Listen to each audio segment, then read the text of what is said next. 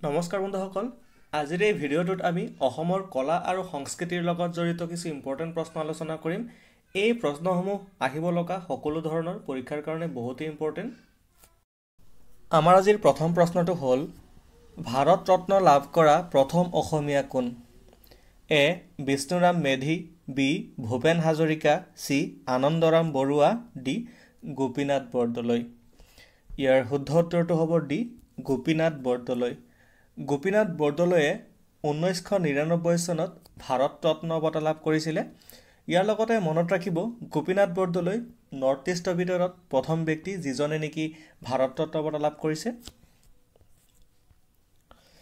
বৈশাগু উৎসৱ কোন জনগোষ্ঠীৰ দ্বাৰা উদযাপন কৰা হয়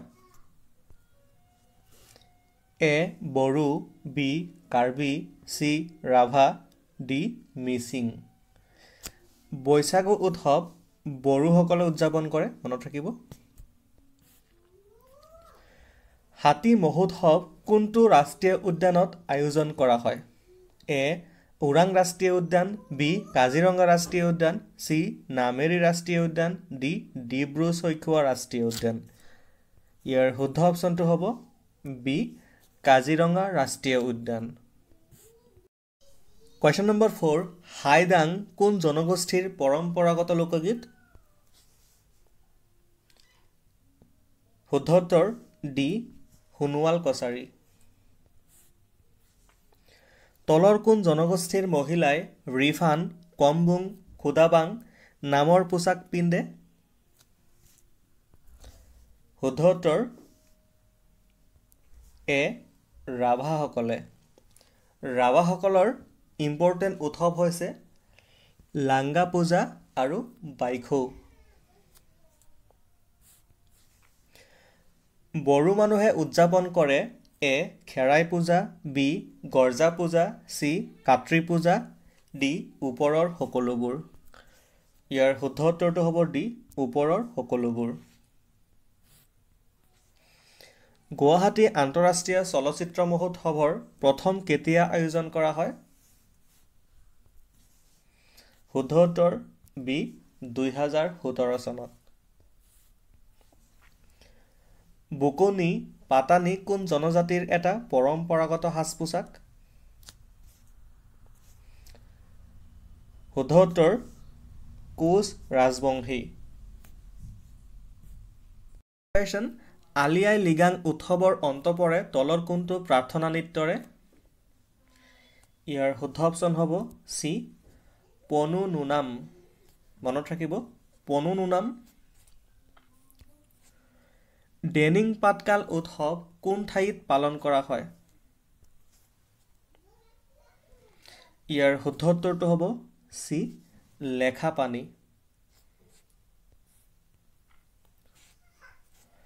চাহ শ্ৰমিকসকলে টুচুক কিহৰ দেৱী বুলি গণ্য কৰে ইয়াৰ শুদ্ধ অপশ্যনটো হ'ব এ শস্যৰ চাহ শ্ৰমিকসকলে টুচুক শস্যৰ দেৱী হিচাপে গণ্য কৰে কোনখন জিলাৰ মাথেনী জনপ্ৰিয় উৎসৱৰ ভিতৰত অন্যতম ইয়াৰ শুদ্ধ অপশ্যনটো হ'ব চি দৰং দখনা হৈছে ডেশ মহিলাসকলে ব্যৱহাৰ কৰা একক কাপোৰ ইয়াৰ শুদ্ধ উত্তৰটো হ'ব চি বড়ো দখনা হৈছে বড়ো মহিলাসকলে ব্যৱহাৰ কৰা একক কাপোৰ বড়োসকলে পালন কৰা প্ৰধান ফেষ্টিভেল কেইটা হৈছে বাথৌ পূজা খেৰাই পূজা গৰ্জা পূজা আৰু বৈশাগু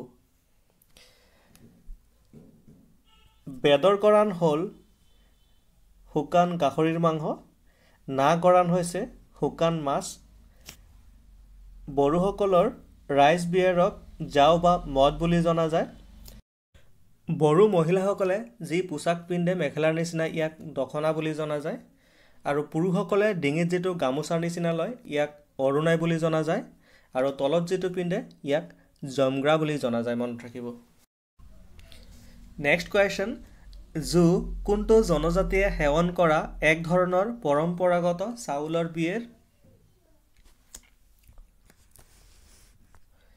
ইয়াৰ শুদ্ধ উত্তৰটো হ'ব বি তিৱা।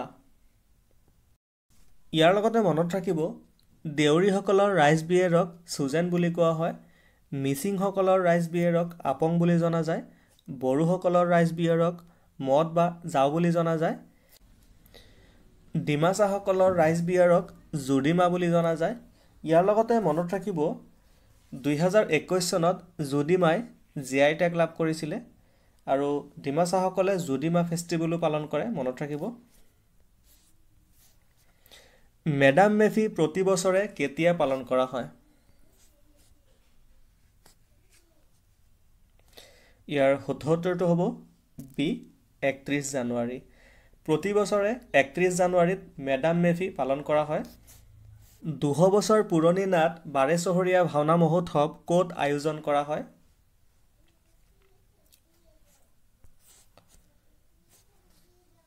বাৰেচহৰীয়া ভাওনা মহোৎসৱ জামুগুৰি হাটত পালন কৰা হয়। নেক্সট কুৱেশ্যন, বাইখ উৎসৱ অসমৰ কোনটো জনজাতিয়ে উদযাপন কৰে? ইয়াৰ শুদ্ধ অপশ্যনটো হ'ব চি ৰাভাসকলে। ৰাভাসকলে বাইখ উৎসৱ পালন কৰে, মনত ৰাখিব। নেক্সট কুৱেশ্যন, ঐনিতম তলৰ কোনটো সম্প্ৰদায়ৰ লোকগীত? ঐনিতম মিচিং সম্প্ৰদায়ৰ লোকগীত, মনত ৰাখিব। নেক্সট কুৱেশ্যন, হালধীয়া চৰায়ে বাওধান খায় ছবিখন কোনে পৰিচালনা কৰে? হালধীয়া চৰায়ে বাওধান খায় ছবিখন পৰিচালনা কৰিছিল জাহ্নু বৰুৱাই, মনত ৰাখিব। বি নম্বৰটো শুদ্ধ উত্তৰ।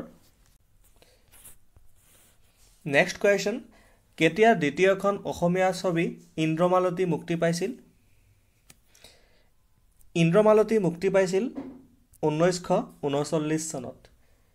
ইয়াৰ লগতে মনত ৰাখিব প্ৰথম অসমীয়া চিনেমা জয়মতী মুক্তি পাইছিল 1935 চনত আৰু ইন্দ্ৰমালতী মুক্তি পাইছিল 1939 চনত।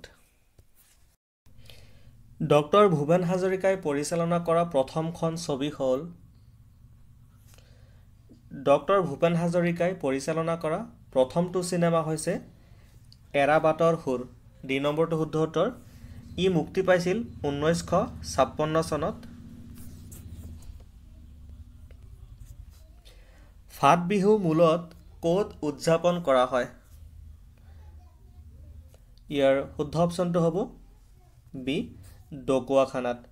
ফাট বিহু মূলত ঢকুৱাখানাত উদযাপন কৰা হয়।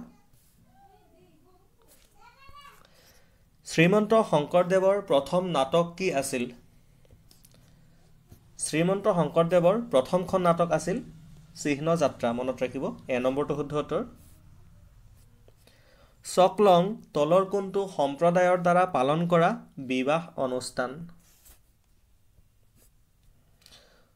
চকলং আহোম সম্প্ৰদায়ৰ দ্বাৰা পালন কৰা এক বিবাহ অনুষ্ঠান, মনত ৰাখিব। আমাৰ আজিৰ শেষৰ প্ৰশ্নটো হ'ল বিহুৰ সম্ৰাট হিচাপে কাক জনা যায়? ইয়াৰ শুদ্ধ অপশ্যনটো হ'ব চি খগেন মহন্ত। খগেন মহন্তক বিহুৰ সম্ৰাট হিচাপে জনা যায়।